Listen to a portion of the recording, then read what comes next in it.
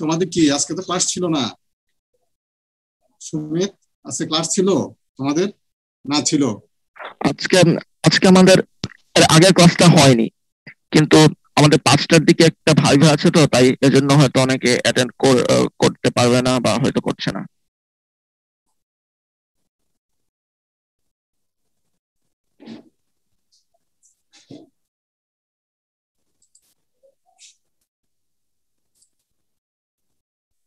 আর sir 2-1 minute দেখে শুরু করে দিতে পারেন। হ্যাঁ, আর 2-1 মিনিট দেখি আমরা। টাইমলি না আসলে একটু সমস্যা।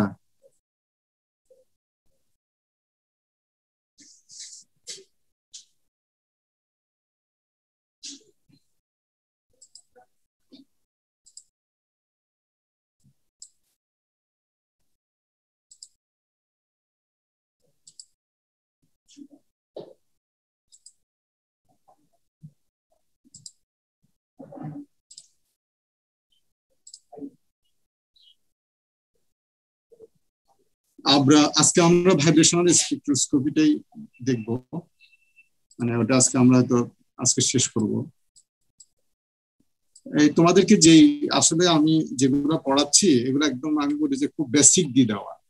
এটা আমাদের ছাত্ররা হয় কি এই কোর্সটা করে পরবর্তীতে যারা বাইরে যখন যায়, ওই যে আমেরিকা বলো ইয়া বলো এইসব জায়গায়, তখন তারা খুব সুবিধা পায় আর কি। এখন তাদের একটা রিকোয়েস্ট, স্যার আর একটু ডেপথ হলে আরো ভালো হতো, কিন্তু আসলে তো বুঝতেই পারতেছো যে ডেপথে গেলে এখানে আসলে কোর্স শেষ করা যাবে না। এটা তোমাদেরকে এমন ভাবে দেওয়া যে কি আসলে কোন ধরনের টুল, আমার কথা কি শুনতে পাচ্ছ? জি স্যার। কে কোন ধরনের ক্যারেক্টারাইজেশন টুল ইউজ করবা, কে কোন ধরনের মেটেরিয়ালস নিয়ে কাজ করবা, এটা তো আসলে জানা নেই। তো এখন যে ধরো এক্সআরডি করতেছে সে বলতেছে স্যার এক্সআরডিটা আর একটু ভালোভাবে পড়ালে হতো। কেউ ধরো এফটিআর নিয়ে, কেউ ধরো ইবিএসডি নিয়ে, মানে যে যেটা বলে মানে এটা স্বাভাবিক, কিন্তু ওরা বলে যে তারপরে আমাদের খুব সুবিধা হয় যে আমরা অন্যান্য স্টুডেন্ট খুব ভালো ধরতে পারি আর কি, এই বেসিকটা জানার কারণে, থাকার কারণে। যেমন আমি কোনো কোর্সই করি না, আমরা এই কোর্সটা আমাদের সময় ছিল না, হ্যাঁ ক্যারেক্টারাইজেশন এই কোর্সটা। তো শুধু এক্সআরডিটা আমরা মাস্টার্সে দিয়ে পড়ছি, এক্সআরডিটা মাস্টার্সে একটা কোর্স করছিলাম, আর কোনো কিছু করি না। কিন্তু ধর আমরা এক্সআরডিতে কাজ করছি, এসিএম ইডিএস এ করছি, ইডিএস ম্যাপিং করছি, তারপর তোমার এক্সপিএস এ কাজ করছি, তারপর থার্মাল অ্যানালাইসিস এ কাজ করছি, এক্সআরএফ এ কাজ করছি। তো মানে আরো টুল আছে। তো এই জিনিসগুলো যে তারপরে তো যে তোমার রাফনেস মেজার করার জন্য laser stylus profilometer, AFM atomic force microscopy, কিন্তু ওখানে কাজ করতে যে আমরা এটা শিখে নিচ্ছি, ডিএসসি তে কাজ করেছিলাম।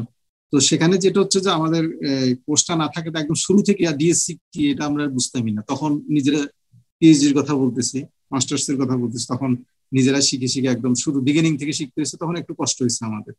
হ্যাঁ, জিনিসটা বুঝতে, এক্সপিএস কি জিনিস এটা বুঝতে হবে। হ্যাঁ, তো পড়ে টরে এবার পেপার পড়ে টরে জিনিস দেখে তারপর ইনস্ট্রুমেন্টের একটু আইডিয়া নিয়ে তারপর এক্সপিএসটা করলাম। এইভাবে আর কি জিনিসটা। এক্সআরডিটাও তোমার মাস্টার্সে করছি, এক্সআরডিটা এক্সপেরিমেন্টে ওই যে স্টিলের অস্টেনাইটের পার্সেন্টেজটা এক্সআরডি মেথডে করছি, অস্টেনাইটকে আইডেন্টিফাই করা এক্সআরডি। তো সেখানে যে দেখা যাচ্ছে যে তখন করছি, তখন এটা কাজে লাগছে এই আর কি। তারপর এক্সআরডিতে অনেক কিছু করা যায়, টেক্সচার অ্যানালাইসিস করা যায়, তারপরে স্ট্রেস অ্যানালাইসিস করা যায়, এই যে ডিফরমেশন অ্যানালাইসিস করা যায়, এগুলো অনেক কিছুই করা যায়। এগুলো তো আর আমি পারি না বা এগুলো করা হয়নি। তো সেই জন্য ওই যে এটা হচ্ছে যে তোমাদের একটা ইনিশিয়াল ধারণা দিয়ে দেওয়া, বেসিক দেওয়া, পরবর্তীতে যে যে টুল নিয়ে কাজ করো তখন তোমরা ডেপথে ঢুকে তোমাদের কাজ মানে এটা হচ্ছে অ্যাক্সেস দিয়ে দেওয়া, তখন তোমরা ইজিলি তোমরা ঢুকতে পারবা, ডেপথে যেতে পারবা জিনিসগুলো। সেই জন্য আমরা শুরু করি। হ্যাঁ, এখন তো আর দেখা যাচ্ছে? জি স্যার, দেখা যাচ্ছে।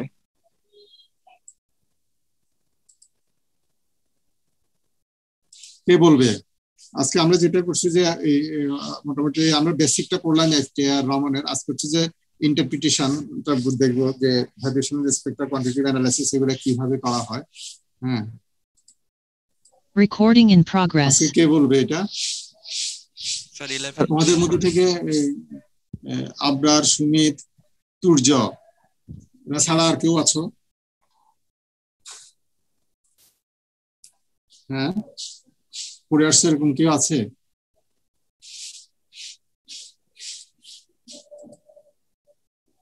হ্যাঁ, নাই।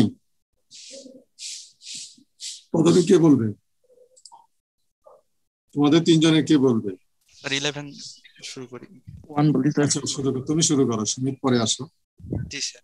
সো হচ্ছে আমরা আজকে হচ্ছে একটা ডিফারেন্ট স্পেকট্রোস্কোপি দেখবো, মানে আগে যেগুলো দেখছিলাম আর কি ওগুলো থেকে পুরোপুরি ডিফারেন্ট। এটা হচ্ছে ইউভি ভিজিবল স্পেকট্রোস্কোপি আর কি। তো এখানে আমরা প্রিন্সিপাল দেখবো, অ্যাবজর্পশন স্পেকট্রাম দেখবো। তো এখানে হচ্ছে ভাইব্রেশনাল স্পেসের যে মানে কোয়ালিটেটিভ মেথড যেটা, এটা হইতেছে সিম্পল হচ্ছে একটা মানে ম্যাটেরিয়াল আইডেন্টিফিকেশন প্রসেস। মানে হইতেছে আমরা আগে যেগুলো আইডেন্টিফিকেশন প্রসেস করছি ওগুলোর মধ্যে এটা একটা উল্লেখযোগ্য আর কি। তো এটাকে হচ্ছে ফিঙ্গারপ্রিন্ট মেথড বলতেছে, কারণ হচ্ছে মানে হচ্ছে আমরা ফিঙ্গারপ্রিন্ট জিনিসটা কিরকম করে করি, ধরে আমি আমার একটা মোবাইল আছে, এখানে ফিঙ্গারপ্রিন্ট সেন্সর আছে, তো আমি হচ্ছে প্রথমে আমার ফিঙ্গারপ্রিন্টটা ওই মোবাইলে দিয়ে তারপর রেজিস্টার করবো, যেটা হচ্ছে আমার ফিঙ্গারপ্রিন্ট। তারপর হচ্ছে যদি আমি আবার ওইখানে প্রেস করি তাহলে আমাকে মোবাইলে এন্টার করতে দিবে। তো ব্যাপারটা হচ্ছে এরকম যে আমি হচ্ছে পৃথিবীর সব ম্যাটেরিয়ালের ভাইব্রেশনাল স্পেকট্রোস্কোপি মানে হচ্ছে এই মানে এই স্পেসিফিক মেথডটা আমি ডিফাইন করছি আর কি। তারপর হচ্ছে আমি just ওটার সাথে কম্পেয়ার করে করে ওটার সাথে রেফারেন্স করে করে তো ক্যারেক্টারাইজ করতেছি ওটার স্পেকট্রা আর কি। তো এখানে হচ্ছে স্পেকট্রাম কম্পারিজনের ক্ষেত্রে আরেকটা কথা বলা মানে হয়েছে। এখানে রেফারেন্সটা কি কথা বুঝেছো? মানে আমি একটা, তুমি যে মেটেরিয়াল করতেছো তার একটা রেফারেন্স মেটেরিয়াল নেওয়া, একটা হচ্ছে তোমার প্র্যাকটিক্যাল অ্যানালিসিস রেফারেন্স ডাটা যেটা আছে, এটা তো অলরেডি টেবুলেটেড, বুঝো না? এটা তো অলরেডি ডাটাবেজে আছে, সেটার সাথে এটা কম্পারিজন। হ্যাঁ, বলো। জি স্যার, ওই জন্য হচ্ছে এটাকে হচ্ছে ইয়া বলতেছে আর কি, মানে হচ্ছে আমরা ফিঙ্গারপ্রিন্টের সাথে কম্পেয়ার করতেছি, কারণ হচ্ছে একটা মেথড একটা স্ট্যান্ডার্ডের সাথে আমরা কম্পেয়ার করতেছি। তো এখানে স্ট্যান্ডার্ডের ক্ষেত্রে দুইটা ব্যাপার আছে, এটা হইতেছে হচ্ছে যে ওইটার পজিশন আর ইন্টেন্সিটি দুইটাই মিলা লাগবে। তো আমি ধরলাম একটা হচ্ছে ম্যাটেরিয়াল একটা স্পেসিফিক পয়েন্টে মানে ইন্টেন্সিটি দেয়, কিন্তু ওই ইন্টেন্সিটির সাথে যদি আমরা বেস ম্যাটেরিয়াল ইন্টেন্সিটি না মিলে তাহলে হচ্ছে আমরা এটা দুটো কম্পেয়ার করতে পারবো না। আর আচ্ছা, আর কয়েকটা স্পেসিফিক কন্ডিশন আছে যে হচ্ছে কি কি মিলতে হবে, মানে হচ্ছে আমার একটা রেফারেন্স আছে, আমার একটা স্যাম্পল আছে, দুটার মধ্যে কি কি না মিললে আমরা করতে পারবো না। তো দুটাই হচ্ছে সেম ফিজিক্যাল স্টেটে থাকতে হবে, এটা হচ্ছে ইম্পর্টেন্ট। তো আমি হচ্ছে একটা রেফারেন্স যদি লিকুইড হয় আমারটা যদি সলিড হয় তাহলে আমি দুইটা কম্পেয়ার করতে পারবো না, যদি আমার স্পেকট্রাম মিলেও তো আমি বলতে পারবো না যে দুটা সেম জিনিস। আচ্ছা, আরেকটা জিনিস হইতেছে যে দুটা সেম টেকনিকের মাধ্যমে বানাতে হবে। সো আমি হচ্ছে একটা মানে ভ্যাপর ডিপোজিশন করলাম আর একটা হইতেছে র্যান্ডম সলজার করলাম, তাহলে হচ্ছে হবে না। তো দুইটা ম্যাটেরিয়ালে মানে ডেফিনেট মেথোডলজি মানে ফ্যাব্রিকেশন মেথোডলজি সেম হইতে হবে যদি কম্পেয়ার করতে হয়। সো আবার আবার ধরো ওই যে এটাকে বাইন্ডিং, এটা পাউডার মেটেরিয়াল, এটাকে বন্ডিং এ আনার জন্য আমরা কেবিআর ইউজ করি না? তুমি একবার কেবিআর ইউজ করছো, যদি আর কেবিআর ছাড়া যদি অন্য জিনিস ইউজ করো তাহলে দেখা যাবে যে তোমার আবার এখানেও তোমার ওই কম্পারিজন ডাটাটা তুমি করতে পারবে না, কম্পারিজন তোমার রেফারেন্সের সাথে এটা ভেরি করে যাবে, বুঝছো? সবাই বুঝছো? এখানে সিম্পল জিনিস যে মানে কম্পারিজন মেথডে তোমার রেফারেন্সের সাথে মিলিয়ে এটাকে আইডেন্টিফাই করা। হ্যাঁ, এটা বলো। স্যার তো হইতেছে এখন হচ্ছে মানে টিপিক্যাল অ্যাপ্লিকেশনের সাথে যদি আমরা কম্পেয়ার করতে চাই তাহলে হচ্ছে ডেফিনেটলি মানে ন্যাচারাল কাউন্টার পার্টের সাথে একটা মানে খুব সিমিলারিটি থাকবে আর কি। মানে আমরা এই ছবিতে দেখতে পাচ্ছি যে হচ্ছে যদি আমি রামান স্পেকট্রোস্কোপিটা কম্পেয়ার করি হচ্ছে বিভিন্ন কম্পাউন্ডের জন্য অ্যাকুয়াস সলিউশনের, তাহলে বিভিন্নটার জন্য অ্যাকচুয়ালি বিভিন্ন রকম আউটকাম পাওয়া যাচ্ছে। ওইখানে আরেকটা জিনিস ইম্পর্টেন্ট, সেটা হচ্ছে যে এখানে স্পেকট্রাম রিজিয়ন যদি 1200 নিচে যায় সেটা হচ্ছে মানে মানে এটাকে বলা হয় ফিঙ্গারপ্রিন্ট রিজিয়ন আর কি। বিকজ হইতেছে 1200 নিচে সবগুলো হচ্ছে খুবই ইম্পর্টেন্ট। যদি আমরা 1200 থেকে উপরের দিকে যাই তাহলে হচ্ছে ওটা একটু আরেকটু হেজি হয়ে যায়, ওটা হচ্ছে ঠিক আইডেন্টিফিকেশন আমার হেল্প করে না। তো এই 100 থেকে 1200 রেঞ্জটা হচ্ছে আমার জন্য সব থেকে ইম্পর্টেন্ট মানে আইডেন্টিফিকেশনের জন্য। আর হচ্ছে কি জানি বলে আরেকটা জিনিস আছে, সেটা হচ্ছে যে মানে যদি আমি স্টেবিলিটি ডিফাইন করতে চাই তো একটা ম্যাটেরিয়ালে, তাহলে হচ্ছে মানে ওই ওই স্টেবিলিটি ধরলাম হচ্ছে একটা ন্যাচারালে মানে একটা খুব হাই স্টেবিলিটি ম্যাটেরিয়াল আছে, তাহলে ওই রেটে রেফারেন্সের সাথে আমার কম্পেয়ার করতে হবে, না হলে আসলে জিনিসটা মিলবে না। তো এই দুটো জিনিস ফিগারটা একটু এক্সপ্লেইন করো, জি স্যার। ফিগারটা। তো ফিগার গুলোতে আমরা দেখতে পাচ্ছি যে বিভিন্ন আয়নের জন্য স্পেসিফিক স্পেকট্রোস্কোপি দেখানো হয়েছে।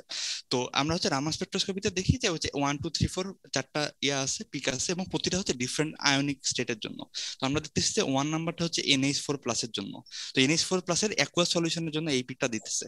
কিন্তু আমরা যদি যদি দেখি যে অন্য একটা আয়নের দিকে যায়, তাহলে যেমন হচ্ছে K প্লাস Na প্লাস, তাহলে কিন্তু এই জিনিসটা চেঞ্জ হয়ে যাচ্ছে। যেমন আমরা ডান দিকের পোর্শনটাতে দেখতেছি যে হচ্ছে এই পিক গুলো আস্তে আস্তে একটু ফ্ল্যাটেন হয়ে যাচ্ছে এবং পিক গুলো মিলতেছে না। তো এখানে আবার পিক গুলো একটু শিফটও করতেছে, মানে হচ্ছে এটা এখান থেকে এটা বোঝা যায় যে প্রতিটা আয়ন এবং প্রতিটা আয়নিক স্টেটের জন্য একটা স্পেসিফিক আইডেন্টিক্যাল বিহেভিয়ার আছে। মানে যদি একটু স্টেট চেঞ্জ করি, একটু আয়নিক চেঞ্জ করি, তাহলে পুরোপুরি চেঞ্জ হয়ে যাবে জিনিসটা, এরকম আর কি।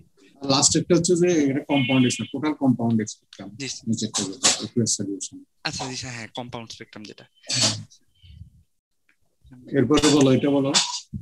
জি স্যার, তো হচ্ছে এখানে বলা আছে যে মানে ভাইব্রেশনাল ফ্রিকোয়েন্সি যেটা সেটা হচ্ছে মানে অ্যাকচুয়ালি ইন্ডিপেন্ডেন্ট টু দা মানে অ্যাটমিক এটা গ্রুপ। প্রথম হচ্ছে যে ক্যারেক্টারিস্টিক ব্যান্ড গুলো আইডেন্টিফাইংটা এখানে বলা হচ্ছে, এটা হ্যাঁ খুব ইম্পর্টেন্ট জিনিস আমাদের জন্য। হ্যাঁ, এখানে প্রথম প্যারাটা খুব ইম্পর্টেন্ট জিনিস বলা হচ্ছে, বলো।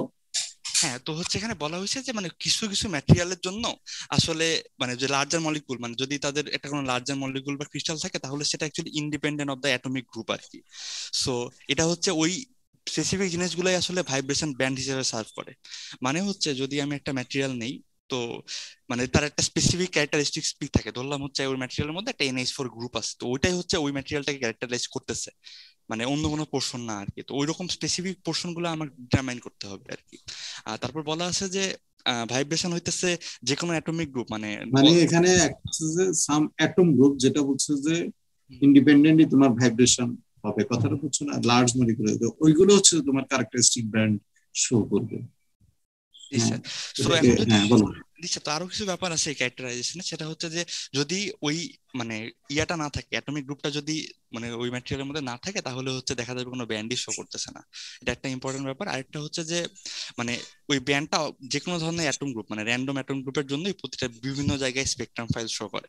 তার মানে হচ্ছে আমরা ক্যারেক্টারাইজেশন ইজি হয়ে যাচ্ছে, যদি ব্যান্ড না থাকে তাহলে ম্যাটেরিয়াল কোনো শো করতেছে না, ব্যান্ড থাকলে স্পেসিফিক পজিশনে আমার হচ্ছে স্পেকট্রাম দিতেছে। আর এখানে হচ্ছে রিলেশনশিপ দেওয়া আছে ক্লাসিক্যাল মেকানিজমের সাথে, যে ভাইব্রেশনাল ফ্রিকোয়েন্সির সাথে হচ্ছে নর্মাল ম্যাসের কি রিলেশনশিপ বা হচ্ছে ওই অ্যাটমিক গ্রুপের কি রিলেশনশিপ।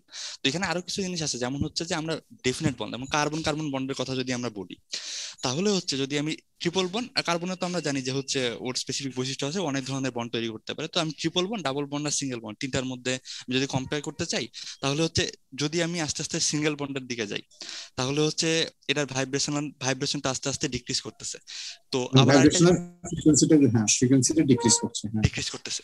জি স্যার। তো হচ্ছে আবার আরেকটা জিনিস হচ্ছে যে ভাইব্রেশনাল ফ্রিকোয়েন্সি কথা যদি বলি, তাহলে হচ্ছে এটা ম্যাচের সাথে খুব ডাইরেক্টলি রিলেটেড। সো যদি আমি একটা জিনিসের ম্যাচ কমাই দিই, তাহলে তো ওটা ডেফিনেটলি মানে ভাইব্রেশনাল ফ্রিকোয়েন্সি অনেক বেড়ে যাবে। তো আমরা একটা ম্যাটেরিয়াল নিই, ধরলাম হচ্ছে CH CO CCl। তো এর মধ্যে হাইড্রোজেন হচ্ছে সব থেকে অ্যাটমিক ম্যাস কম, তারপর অক্সিজেনের কম, তারপর ক্লোরিনের কম। তার মানে হচ্ছে যেটা কম বললাম ওটার হচ্ছে ফ্রিকোয়েন্সি বেশি। তো তার মানে হচ্ছে CH এর ফ্রিকোয়েন্সি সব থেকে বেশি হবে, তারপর CO, তারপর হচ্ছে CCl। মানে CCl অনেক বড়, তো এটা ফ্রিকোয়েন্সি অত ভালো হবে না, কারণ আমরা জানি যে মোটা ম্যাটেরিয়ালের ড্যাম্পেনিং বেশি হয় আর কি ভাইব্রেশনের সময়। হ্যাঁ। তার মানে এখানে কি দাঁড়ালো, যে বলা হচ্ছে যতই বন্ডিং স্ট্রেন্থ বাড়বে ততই তোমার ভাইব্রেশনাল ফ্রিকোয়েন্সি বাড়বে, আবার যত অ্যাটমিক মাস বাড়বে ভাইব্রেশনাল ফ্রিকোয়েন্সিটা কমবে, এক কথায় যেটা হচ্ছে এটা, তাই না? জি স্যার। হ্যাঁ, এখানে বলো।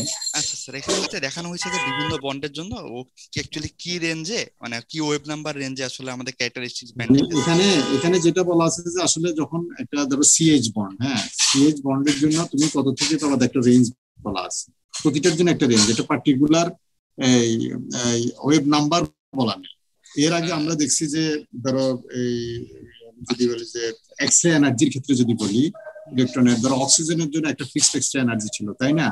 তারপর হচ্ছে তোমার এই XPS এর জন্য একটা ফিক্স ছিল, তারপর তোমার এক্স রে একটা ওয়েভলেন্থ একটা এলিমেন্টের জন্য একটা ফিক্স ছিল, তাই না?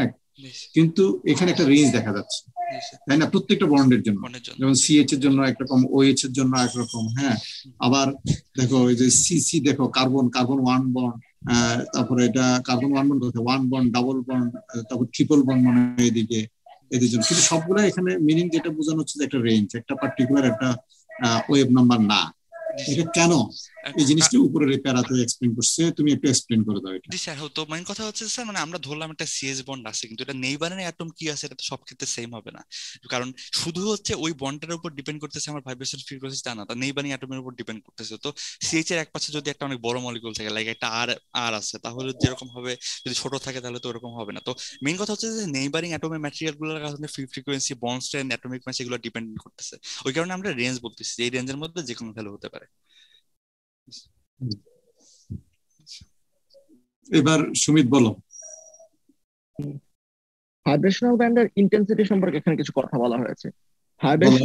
ভাইব্রেশনাল ব্যান্ডের ইন্টেন্সিটিটাকে ইন্টারপ্রেট করাটা এতটাও সোজা নয়। সোজা না হওয়ার একটা অন্যতম কারণ হচ্ছে যে এটাকে মাত্র কয়টা কয়টা অ্যাটম মিলে এই স্পেসিফিক ভাইব্রেশন দিচ্ছে, এটা তার সাথে সিম্পলি প্রপোর্শনাল নয়। এটা বন্ডিং এর টাইপের উপর নির্ভর করে এবং কোন স্পেকট্রোস্কোপি দিয়ে আমরা অ্যানালাইজ করছি, এটা কি FTIR না রামান, সেটার উপরেও নির্ভর করে। তো এখন FTIR এবং রমন এ দুটো আমরা আমরা অ্যাবজর্ব, একদিকে আমরা কম্পেয়ার করব ইনফ্রারেড অ্যাবজর্পশন, অন্যদিকে আমরা আমরা কম্পেয়ার করবো যে রামান শিফটের পিক, যে তার সেই শিফটেড লাইটের ইন্টেন্সিটি বা শিফটের ইন্টেন্সিটি। ইনফ্রারেড পিকের যে অ্যাবজর্পশন সেটা হচ্ছে ডাইপোল মোমেন্টের ভাইব্রেশনের সময় যে ডাইপোল মোমেন্ট চেঞ্জ হয়, ভাইব্রেশনের ফলে তো তো এই অ্যাটম গুলো কাছে আসে দূরে যায়। এদের মধ্যে যদি আগে থেকেই কোনো কোনো কোনো পার্শিয়াল চার্জ চার্জ মানে পার্শিয়াল পজিটিভ নেগেটিভ থাকে, তো ভাইব্রেশনের সময় তুমি যখন কাছে আসবে দূরে যাবে তখন কিন্তু ডাইপোল মোমেন্টটাও কিন্তু অ্যাকচুয়ালি চেঞ্জ হবে।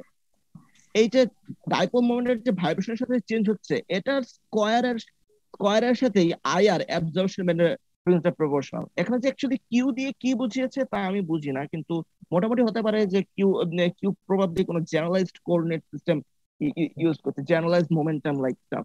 কেননা ল্যাগ্রাঞ্জিয়ান মেকানিক্সে কিউ দিয়ে সাধারণত সেটাই বোঝায়। তবে ঠিক আছে, সে যাই হোক। কিন্তু রামান শিফটের ক্ষেত্রে যেটা যেটা হচ্ছে এফেক্ট, সেটা square of change of polarizability during vibration. Polarizability মানে একটা অ্যাটমকে কত ইজিলি এটাকে পোলারাইজড করা যায়। ইতোমধ্যে কি ডাইপোল মোমেন্ট আছে সেটা নয়, বরং এর মধ্যে কি কেমন ভাবে ডাইপোল মোমেন্ট ইনডিউস করা যায়। এর মধ্যে ডাইপোল মোমেন্ট নেই, এখন এর মধ্যে কত সহজে ডাইপোল মোমেন্ট ইনডিউস করা যায় এই ভাইব্রেশনের মধ্যে, সেটাকেই বলা হয় পোলারাইজেবিলিটি। ফলে মলিকিউলটা যদি সিমেট্রিক হয় তাহলে ডাইপোল মোমেন্টের জন্য কিন্তু অ্যান্টি সিমেট্রিক ভাইব্রেশনই লাগবে।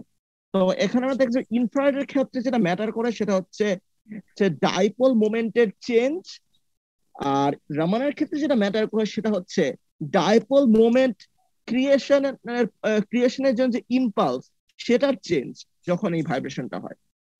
তো এর জন্যই আমরা কিছু সিম্পল রুলস পেয়ে যাই, যেমন আইডেন্টিক্যাল স্ট্রাকচার এলিমেন্টের যদি সংখ্যা বাড়ে তবে তবে ওই ইন্টেন্সিটি বাড়বে। এটা তো একটা সোজা কথা, আগে বলা হয়েছে। কিন্তু প্রথম দুটো পয়েন্ট কিন্তু ইম্পর্টেন্ট। পোলার বন্ডে কিন্তু ইতোমধ্যেই পজিটিভ এবং নেগেটিভ চার্জ আছে, ফলে তাদের মুভমেন্টের সময় ডাইপোল মোমেন্ট কিন্তু ওয়াইডলি ভেরি করতে পারে। সুতরাং তাদের ইনফ্রারেড ব্যান্ডটা হবে ইন্টেন্স। কিন্তু ইতোমধ্যে যেহেতু তারা ডাইপোলের চার্জ সেপারেটেড, ইনফ্রারেড আর কতটুকুই এক্সট্রা চার্জ সেপারেট করতে পারবে, সুতরাং এটার জন্য রামান ব্যান্ডটা হয় উইক। এখন যেগুলো উইক পোলার বা নন পোলার বন্ড, তাদের কিন্তু আগে থেকে নিজস্ব ডাইপোল মোমেন্ট নেই, তাদের ডাইপোল মোমেন্ট ইনডিউস করতে হয় এবং ইলেকট্রোম্যাগনেটিক অসিলেশন সেই ইনডিউসমেন্টটা করতে পারে। ফলে এখন যেহেতু আগে থেকে যেহেতু তার ডাইপোল মোমেন্ট ছিল না, সুতরাং ইনফ্রারেড ইনফ্রারেড বা এফটিআর স্পেকট্রোস্কোপিতে সেটা আমি ব্যান্ড পাবো উইক। কিন্তু যেহেতু একটাকে ডাইপোল ইনডিউস করার প্রবাবিলিটি বা স্কোপ অনেক বেশি, তাই এখানে রামানের পিকটা পাবো ইন্টেন্স। এই কথাগুলোই আসলে বলা হয়েছে। হ্যাঁ, এখানে দেখো এই তো গ্রাফগুলো ঠিক আছে, এখন আমরা ছবিগুলো দেখি। যেমন ধরেছে কার্বন কার্বন বন্ডটা কিন্তু নন পোলার হওয়ার জন্য আইআরএ হচ্ছে উইক, কিন্তু রমনে হচ্ছে স্ট্রং। তবে কিছুটা ব্যতিক্রম তো আছেই।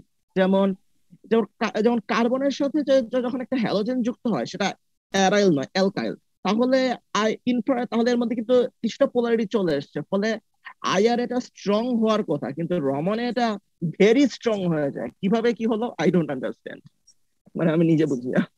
তো এরপরে আমরা দেখি যে যে হাইড্রোক্সিল, কার্বন ডাবল বন্ড এবং কার্বনিল, এ দুটো। এখন হাইড্রোক্সিল এবং কার্বনিল এ দুটো বন্ড কিন্তু পোলারিটি আছে। হাইড্রোক্সিলের ক্ষেত্রে দেখি আমরা এটা আইআর স্ট্রং, রামানে উইক। কার্বন যে ডাবল বন্ড, এটার মধ্যে কিন্তু পোলারিটি তেমন নেই, ফলে এটা আইআর উইক, রামানে স্ট্রং। কিন্তু কার্বন অক্সিজেনের ক্ষেত্রে আমরা দেখতে পাচ্ছি এটা আইআরএও স্ট্রং আবার রামানেও স্ট্রং। এবার আমরা ট্রিপল বন্ড বা আরেকটু কমপ্লিকেটেড কানেকশনের কথা চিন্তা করি। কার্বন ট্রিপল বন্ডেও কিন্তু পোলারিটি নেই, এজন্য এটা আইআরএ উইক, কিন্তু এটা আবার রামানে স্ট্রং। এবার অক্সিজেন কার্বন এটা কিন্তু তিনটা বন্ড এখানে বন্ড স্ট্রেচিং টাইপ কিছু একটা হচ্ছে। যদিও কার্বন এবং অক্সিজেনের মধ্যে কিছুটা এদের মধ্যে ইলেকট্রোনেগেটিভিটি ডিফারেন্স যথেষ্টই আছে, কিন্তু দুই দিকে পোলারিটির ইকুয়াল টানের ফলে দেখা যায় যে এটা কার্বন ডাইঅক্সাইডে কোনো নেট ডাইপোল মোমেন্ট পাওয়া যায় না ইন জেনারেল। তাই এখানে যেটা এস দিয়ে সিমেট্রি বোঝাচ্ছে, আর এটা এস দিয়ে সিমেট্রিক আর এস দিয়ে এসিমেট্রিক। এখন কার্বন এবং কার্বনের মাঝখানে অন্য কোনো যদি একটা অ্যাটম থাকে তাহলে সেটা স্ট্রাকচারটা কেমন হবে সেটা বোঝানো একটু জটিল। এখানে যে ইনফরমেশন দেওয়া হচ্ছে সেখানে বলা হচ্ছে এখানে কোনো পোলারিটি জেনারেট হবে। যদি অ্যান্টিসিমেট্রিক হয় তবে অ্যান্টিসিমেট্রিক ভাইব্রেশনে কিন্তু পোলারিটি কিছুটা জেনারেট করতে পারে। হয়তো এ কারণে কি অন্য কোনো কারণে বুঝতে পারছি না, এটা আইআরএ আইআরএ স্ট্রং অসিলেশন দেখাবে এবং রমনে উইক দেখাবে। কেননা এই অ্যান্টিসিমেট্রিক কারণে যদি এক্সট্রা ইলেকট্রোপজিটিভ বা এক্সট্রা ইলেকট্রোনেগেটিভ অ্যাটমটা দুই কার্বনের মাঝামাঝি স্থান থেকে একটু সরে অন্য জায়গায় চলে আসে, তাহলেই তো এখানে একটা ডাইপোল মোমেন্ট ক্রিয়েট হয়ে গেল। এজন্যই এটা আইআরএ আইআরএ স্ট্রং দেখাচ্ছে অ্যান্টিসিমেট্রিক স্ট্রেচিং এর জন্য এবং রমানে উইক। এরপর আমরা নিচের ফিগারটা ইন্টারেস্টিং, ফিগারটা একটু বুঝিয়ে দাও। এটা একটু তোমরা সবাই বুঝছো তো? তোমরা তো টেবিলটা বুঝছো না এই পর্যন্ত, ক্লিয়ার কিনা? এখানে লেসনটা যেটা চাইলো পোলার আর নন পোলারের মধ্যে যদি পিক যদি মানে পোলারের বন্ড যদি পোলার বন্ড হয় তাহলে কোনটা বেশি সেন্সিটিভ হবে, আর যদি নন পোলার হয় তখন কোনটা সেন্সিটিভ হবে, এই জিনিসটা এখানে বোঝানোর চেষ্টা করছে। আবার অনেক সময় দেখা যাচ্ছে যে দুটোই সেন্সিটিভ, মানে দুটোতেই তোমার ভালো রেসপন্স করবে, পিক আসবে। এই ফিগারটা একটু বুঝাই তো সুন্দর করে, এটা সুন্দর একটা ফিগার। তো আমরা নিচে এই ছবিটা একটু বড় করলে ভালো হয়, একটু বড় হলে প্রবাবলি একটু বেটার হতো। ঠিক আছে, এটা মোটামুটি এটা রমান স্পেকট্রাম হচ্ছে ইথিলিন এবং ভিনাইল এস্টেটের একটা একটা কোপলিমারের। দেখতেছো? জি স্যার, হ্যাঁ এখন দেখা যাচ্ছে। তো তো এখন এখন ব্যাপারটা হচ্ছে যে যেহেতু যেগুলোতে ডিপ রয়েছে সেগুলো হচ্ছে আয়ার স্পেকট্রাম, আর যেগুলোতে পিক রয়েছে সেটা হচ্ছে রমান স্পেকট্রাম। আমরা এর আগে একটা এক্সাম্পল দেখেছিলাম যেখানে আয়ার এবং রমানের পিক গুলোর মধ্যে সেন্সিটিভিটি কাছাকাছি, কিন্তু এখন আমি এই এক্সাম্পল দেখছি যেখানে এই সেন্সিটিভিটি ওয়াইডলি ডিফারেন্ট। যেমন দেখি যে রমান স্পেকট্রায় একটা নির্দিষ্ট লেয়ার থেকে যে পিক গুলো আসছে সেই পিকের করেসপন্ডিং ইনফ্রারেড স্পেকট্রাম হয় কিছুটা শিফটেড কিংবা পিক গুলো এতটা প্রমিনেন্ট না।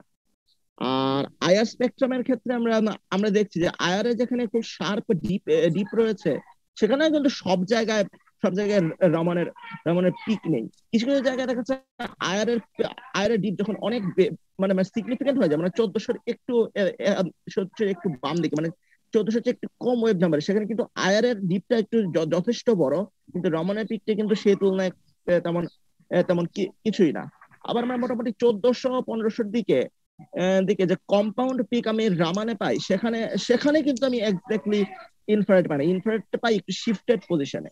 আর সবচেয়ে স্ট্রং যেটা দেখা যাচ্ছে 1600 পরের দিকে কার্বন অক্সিজেনের যে একটা পিক, কার্বন অক্সিজেনের রমান পিকটা কিন্তু ধরতে গেলে কার্বনিল পিকটা, এখানে রমান পিকটা কিন্তু খুব একটা বোঝাই যাচ্ছে না, কিন্তু ইনফ্রারেড পিকটা হচ্ছে অনেক শার্প। সুতরাং এই কার্বন অক্সিজেন বন্ডটাতে পোলারিটি বেশি। আর একদম বাম দিকের যে পিক সেখানে দেখা যাচ্ছে কার্বনের সাথে একটা কার্বনের যুক্ত আছে। এই কার্বনের সাথে ডান দিকের কার্বনের কি ডিফারেন্স বুঝতে পারছি না, কিন্তু দুটো নেচারই আমরা মোটামুটি সেম বুঝতে পারছি। এটা আয়ারে খুব স্ট্রং রেসপন্স দেয়, কিন্তু রমনে এটা রেসপন্স দিচ্ছে না। সুতরাং এই দুই ক্ষেত্রে আমরা বলতে পারি যে কার্বনিল গ্রুপ এখানে মোর পোলার বিহেভিয়ার করছে, এই আর কি। ঠিক আছে, মানে এই জিনিসটা তোমার কম্পারিজনে দেখালো যে আগে যে জিনিসটা তোমাকে টেবিলে দেখালো এখানে তোমাকে দুটো একই জিনিসের আইআর স্পেকট্রা আর রমান স্পেকট্রা নিয়ে তারপর কম্পারিজন করে দেখালো যে আসলে দেখা গেল যে যেটা যে ব্যান্ডটা ধরো আইআর এ তোমার স্ট্রং, আর এখানে যেটা উইক দেখাচ্ছে। তো এখন কেন সেটা তোমরা এখন জানো, এই কারণটা জানো। এই কারণটা হচ্ছে মেইন জিনিস যে কেন এটা এক জায়গায় স্ট্রং এক জায়গায় উইক।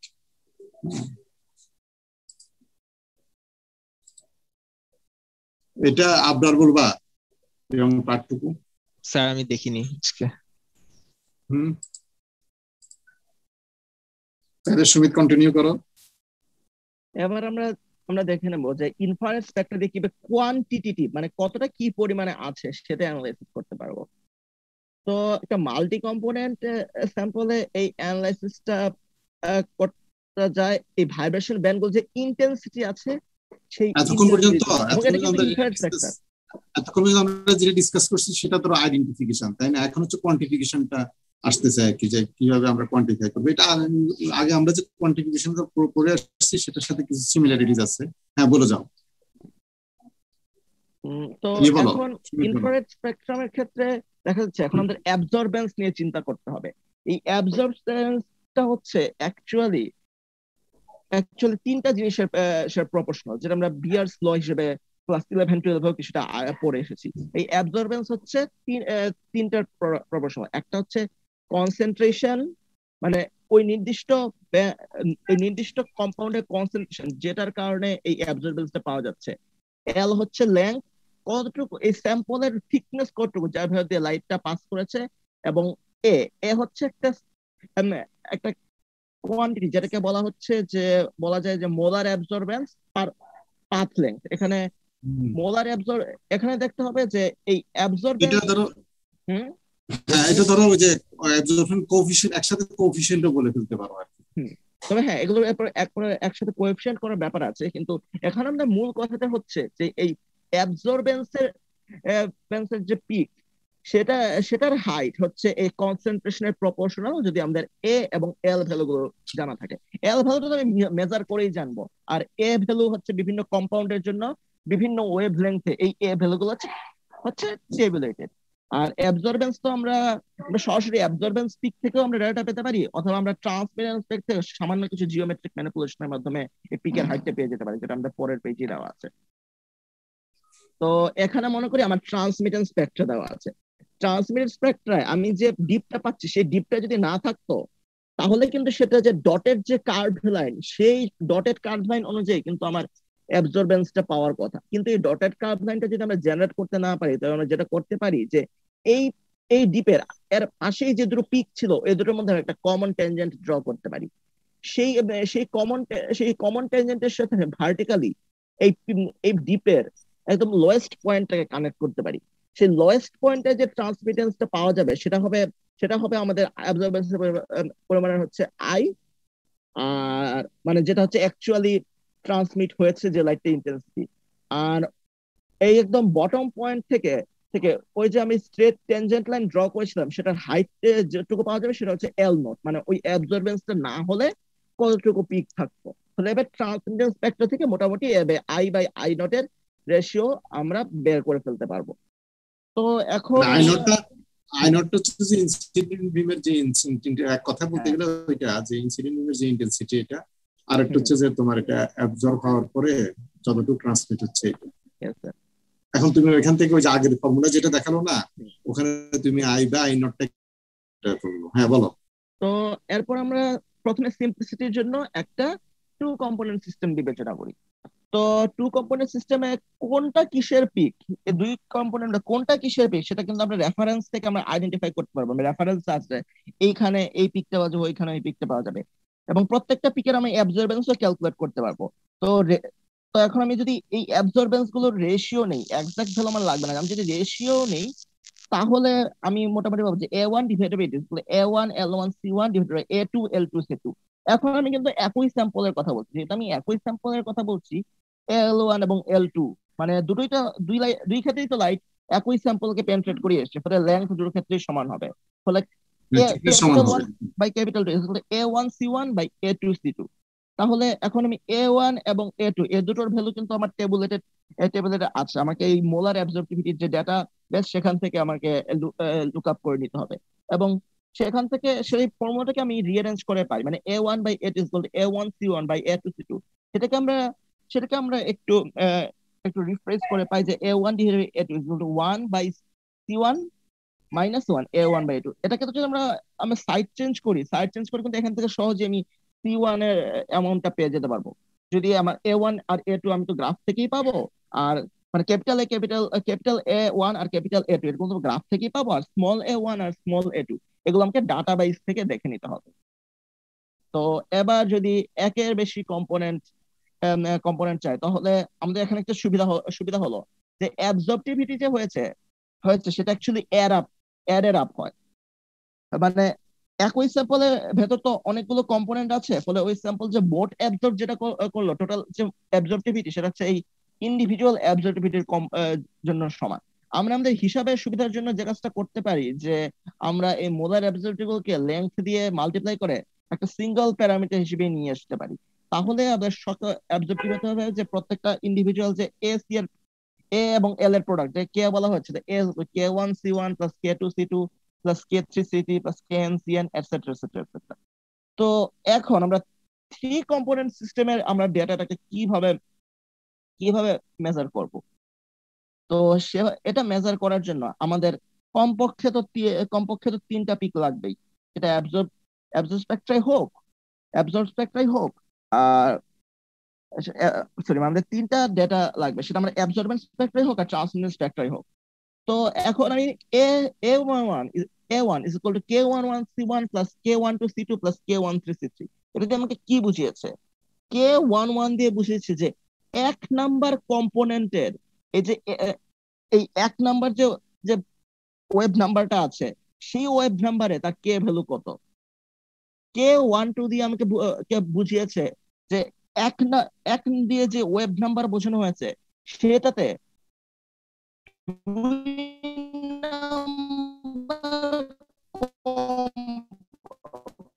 কম্পোনেন্টের মোলার অ্যাবজর্বেবিলিটি টাইম লেংথ, যে ওয়ান ওয়েব নাম্বার তিন নাম্বার কম্পোনেন্টের এই অ্যাবজর্বেবিলিটি টাইমস লেংথ এটা কত এটা আমি A1 A2 এবং A3 এগুলো আমি তিনটার ক্ষেত্রে আমি তিনটা সমীকরণ পেয়ে যাবো। এখন আমি দেখি K11 K12 K13 মানে কে আই এর প্রত্যেকটা ভ্যালু কিন্তু আমি জানি, A1 A2 A3 এগুলোকে আমি জানি, আর C1 C3 তো আমাদের বের করতে হবে। তাহলে এটাকে আমরা একটা ম্যাট্রিক্স ফর্মে নিয়ে আসতে হবে যে capital A is equal two capital K capital C। আমরা যদি ম্যাট্রিক্স এখন উভয় পাশে যদি আমরা এই কে এর ইনভার্স ম্যাট্রিক্স অ্যাপ্লাই করি, ইনভার্স ম্যাট্রিক্সটা হ্যাঁ এটাকে ইনভার্স করা যাবে কারণ ডিটারমিনেন্ট জিরো হওয়ার কথা না, মানে ফিজিক্যাল তো তাই বলে। তাহলে সেটা ফর্মুলা দেওয়া যায় যে C is equal to K inverse A বা পি এ। এখন কে এর ভ্যালুগুলো যেহেতু জানি, আমি কে ম্যাট্রিক্সটাও তৈরি করতে পারবো, আর ইনভার্স ম্যাট্রিক্স কে বের করতে সেটা কম্পিউটারও পারে, আর আমরাও ম্যাট্রিক্স ইনভার্স করা শিখেছি। তারপরে এই ম্যাট্রিক্স ইনভার্সটাকে আমাদের এই অ্যাবজর্বিলিটি দিয়ে মাল্টিপ্লাই করলেই আমরা প্রত্যেকটা কনসেন্ট্রেশন কম্পোনেন্ট পেয়ে যাবো। এটা জাস্ট 3 কম্পোনেন্টের জন্য। 4 5 বা 6 কম্পোনেন্টের জন্য একইভাবে আমরা ম্যাট্রিক্স ফর্ম করতে পারবো এবং সেই ম্যাট্রিক্স ইকুয়েশনটা সলভ করে আমরা কনসেন্ট্রেশনটা বের করতে পারবো। তবে হ্যাঁ এটা অবশ্যই আমরা হাতে করতে পারবো না, এই কথাটাই বলা হয়েছে এখানে। এখন রমন স্পেকট্রোস্কোপের ক্ষেত্রে কিন্তু ব্যাপারটা বেশ জটিল, যেটা আমরা পরে এটা কিন্তু অ্যাকচুয়ালি একটা স্ক্যাটারিং টেকনিক। একটা যে লাইটটা একটা নির্দিষ্ট অ্যাটম দিয়ে অ্যাবজর্ব হলো, সেটা যে অন্য একটা লাইট দিয়ে অন্য একটা অ্যাটম দিয়ে আবার ডিসপার্সড হয়ে যাবে, ব্যাপারটা কিন্তু এরকম না। আমি যখন রমন শিফটের কথা বলি তখন আমি বলি যে ইনপুট লাইটের ওয়েভ নাম্বার আর যে লাইটটা বেরিয়ে এলো সেটার ওয়েভ নাম্বার, এই এই দ্বিতীয় যে লাইটটা বেরো সেটাও যদি আবার অ্যাবজর্ব হয় তাহলে সেটা শিফট কত হলো সেটা কিন্তু রমন আমাকে বের করতে পারবে না। মানে কি, মানে ব্যাপারটা দাঁড়ালো যে রমন স্পেকট্রোস্কোপি দিয়ে আমি কিন্তু স্ক্যাটারিং বা রমন শিফট গুলো অ্যাড আপ করতে পারবো না। ফলে ব্যাপারটা দাঁড়ালো যে রমন স্পেকট্রোস্কোপিতে আমি যে স্ক্যাটারিং এর পিক গুলো পাই সেটা অ্যাকচুয়ালি অ্যাবজর্পশনের মতো টেকনিক না, এবং এর জন্য আমি আগে বলেছিলাম না যে অ্যাবজর্বিলিটিস অ্যাড আপ, রমন স্পেকট্রোস্কোপির রমন শিফট এই কারণে অ্যাডেড আপ হয় না, এবং এর জন্য আমরা পিকের হাইট থেকে এটা আমাদের বের করা খুবই কঠিন। এবং এটার জন্য আমাদের যেটা করতে হয় সেটা হচ্ছে যে ইন্টারনাল স্ট্যান্ডার্ড মেথড দিয়ে আমাদের একটা জানা পরিমাণে জানা কম্পোনেন্ট এই প্রত্যেকটা আননোন স্যাম্পলে মিশিয়ে রাখতে হয়। এই জানা পরিমাণটা যখন আমি জানবো তখন আমাকে অ্যাকচুয়ালি ক্যালিব্রেট করতে হবে যে এই নির্দিষ্ট কনসেন্ট্রেশনে আমার জানা কম্পোনেন্টে দেওয়া এই রমন স্পেক্ট্রাল পিকের হাইট কত হয়। এবার প্রত্যেকটা কম্পোনেন্টের জন্য ক্যালিব্রেশন কার্ভ আমাকে প্রিপেয়ার করতে হবে, এবং সেই ক্যালিব্রেশন কার্ভের সাথে আমাদের এই রমন স্পেক্ট্রাল ইন্টেন্সিটি মিলিয়ে দেখতে হবে। যেহেতু আমাকে এই স্যাম্পলটার ভেতরেই কিছু একটা চেঞ্জ আনতে হচ্ছে, মানে এই আনন কিছু একটা অ্যাড করতে হচ্ছে, তাই এটাকে বলা হচ্ছে ইন্টারনাল স্ট্যান্ডার্ড মেথড। বোঝাই যাচ্ছে যে ক্যালকুলেশন বলে প্রসিডিউর বলে এটা এতটা সহজ নয়, বরং অনেকটা কমপ্লেক্সিটি এখানে চলে এসেছে।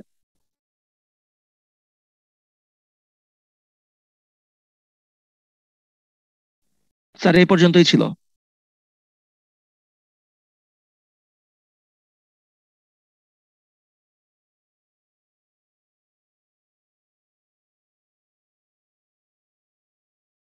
স্যার কিছু বলছেন কি? শুনতে পাচ্ছি না।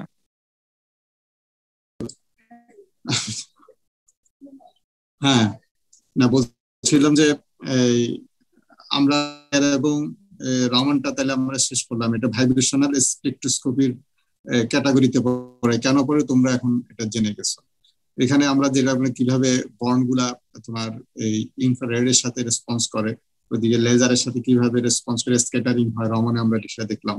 এবং দেখা গেল যে আইআর থেকে আমরা এটাও জানলাম যে রমনটা হচ্ছে মোর কি বলে রেজুলেশন অনেক ভালো, এবং রমন থেকে আমরা অনেক কিছু মেজার করতে পারি, যদি আইআর থেকে কম জিনিসই করা যায়। কিন্তু polymeric materials identification qualitative analysis জন্য মানে এটা আইআরটা কি বলে এফটিআরটা অনেকটা তোমার টাইপের, যে ইসিজি বলে না, মানুষ যখন অসুস্থ হয় কি হয়, ইনিশিয়াল প্রথম ডক্টরের কাছে গেলেই বলে যে ইসিজি, তাই না? কথা বুঝছো কিনা? এরপরে যে যদি কোনো সমস্যা হয় তখন এবার আরো ইটিডি আরো অন্যান্য যে টেস্ট গুলো। তো এই এফটিআর ইনিশিয়াল যে কোয়ালিটেটিভ মেজারমেন্ট কোয়ালিটেটিভ চেইন যেগুলা, সেগুলা এফটিআর এ ভালো ধরা যায়। আমাদের এফটিআর আমাদের নাই, মেজারমেন্ট গুলা হয়। তো ক্লাসে আমরা জানলাম রমন কিভাবে করে, এর স্পেকট্রাটার নেচারটা কেমন হয়। আবার আজকে আমরা যেটা দেখলাম যে কোন বন্ড কি কারণে আইআর সেনসিটিভ, আবার রমন রমনের ক্ষেত্রে যেটা দেখা যায় যে সেটা উইক, আরেকটা সেনসিটিভ বেশি, রেসপন্সিভ বেশি, ওইটাতে রেসপন্স করে না বা উইক করে। এই জিনিসগুলো জানলাম। তারপর কিভাবে কোয়ান্টিটেটিভ অ্যানালাইসিস করা যায়, এই জিনিসগুলো আমরা মোটামুটি এটা যে আমরা নেক্সট ক্লাস থেকে যেটা শুরু করব সেটা হচ্ছে আরেকটা নতুন টেকনিক, সেটা হচ্ছে যে UV visible Spectra. UV visible Spectra, এটার নাম শুনছো? জি স্যার, আমরা 11-12 এটার নাম শুনেছি। হ্যাঁ, তো ওটা নিয়ে আমরা নেক্সট ক্লাসে শুরু করবো আর কি। আর তোমাদেরকে আমি আপলোড রিডিং মেটেরিয়ালটাও দিছি আর লেকচার। স্যার সিটিটা হচ্ছে এই বুধবারে দিতে যাচ্ছি আমরা। সিটিটা এই বুধবারে দিতে যাচ্ছ? জি স্যার। কখন? স্যার সকাল মানে ক্লাস তো নাই, তাহলে সকালে দিতে হবে 8টা। সকালে 8:30 দিয়ে দাও। 8:30। স্যার 30 মিনিটে হবে? হ্যাঁ 30 মিনিটে হয়ে যাবে তো পরীক্ষা। 9টায় তোমাদের ক্লাস কি 9টায়? জি স্যার 9টায়। তাহলে স্যার 8:20। 8:20 করি তাহলে। জি স্যার। স্যার আমাদের 11টায়ও কোনো ক্লাস নাই স্যার, যদি ও আচ্ছা, 11টায় কোনো ক্লাস নাই। 8:20 করো। আচ্ছা। আমার থিসিসের ছাত্রদের সাথে, গ্রাজুয়েট না পোস্ট গ্রাজুয়েটের ছাত্রের সাথে। হ্যালো স্যার, কথা শোনা যাচ্ছে না, কেটে কেটে আসতেছে। আমাদের ওই যে এসিএম এবং টিএম এর উপর হবে। জি স্যার, এসিএম এবং টিএম এর উপর। ঠিক আছে, আজকে কারা অ্যাবসেন্ট আছে একটু বলো। জি স্যার একটু বলতেছি। Roll number 3। কিন্তু 11টা ক্লাস আমাদের টেস্ট নেওয়া, আমাদের নীতিগতভাবে এটা নিষেধ করা হয়েছে যে ক্লাসের মধ্যে 8টা থেকে হওয়ার জন্য আমাদের প্রত্যেকটা ক্লাস 9টা থেকে নেওয়া হয়। এই কারণে অন্যান্য অনেক ডিপার্টমেন্টে 8টা থেকে ক্লাস হয়। আবার কিছু কিছু ডিপার্টমেন্টে ক্লাস টেস্টের জন্য 8টা থেকে 9টা ফাঁকা রাখে, যেমন মেকানিক্যাল আছে, আর আমি জানি না অন্য কেউ আছে কিনা। যেমন আমি 11টা নিলে তোমরা দেখা যাবে যে এর আগে যে পিরিয়ড গুলো আছে সবগুলো তোমরা অ্যাবসেন্ট থাকবে। এটা এটা দেখা যায়, এটা এটা এটা অ্যাভয়েড করা যাচ্ছে না। সেই জন্য গত 2-3 বছর ধরে আমাদের প্র্যাকটিস হচ্ছে যে এটা, যে আমরা 9টা থেকে ক্লাস শুরু করবো, যার যত ক্লাস আছে সবকিছু। আমি ইভেন কি প্রেজেন্টেশনও আমরা বলছিলাম, বলা হয়েছিল যে সে 8টা থেকে নেবে। এখন এটা দেখা যায় মাঝে মাঝে কোনো স্যার তো সকালে নিতে পারেন না, পরে নিলে কি ইম্প্যাক্ট তোমরা বুঝতেছো।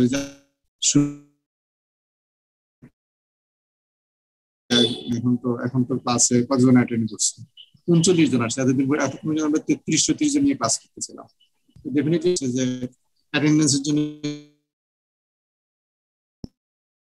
এই বিষয়ে তোমরা ক্লাস টেস্টে দিয়ে ফেলো, ঠিক আছে? জি হ্যাঁ, অ্যাবসেন্টটা বলো। Sir roll 3। রোল 3, তারপর 9। Recording stopped. রোল 3, 9। তারপর স্যার হচ্ছে 17, 18। 17, 18। তারপর হচ্ছে 30। তারপর 30। জি স্যার 30। তারপর 34, 37। 37। তারপর হচ্ছে 44, 45। 45। সারা ওল্ড বেস থেকে আসেন হচ্ছে 13-11-020। প্রেজেন্ট। জি স্যার প্রেজেন্ট। 13 ব্যাচের 13-11-020 20। 1320 present. জি স্যার।